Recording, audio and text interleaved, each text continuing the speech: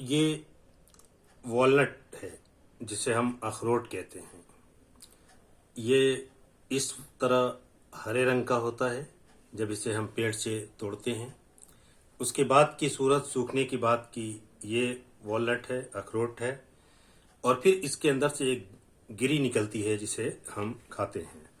ये हरे रंग का जो वॉलनट है जिसको चाकू से काटना होगा, ये जब इसको यूं तोड़ते हैं तो इसके अंदर से एक ये छिलका अलग रखते हैं। ये जब छिलके को हटा देंगे इस तरह से तो इसके अंदर से ये एक मटेरियल निकलता है। ये वॉलनट यहाँ सख्त होता है, ये छिलका बिल्कुल नर्म है, मुलायम है। इस छिलके से भी बहुत सारी दवाएं बनती हैं। इनका मेडिसिन के तौर पे इस्तेमाल किया जाता है। और ये अखरोट यहाँ से आप इसको देख सकते हैं कि ये है अखरोट।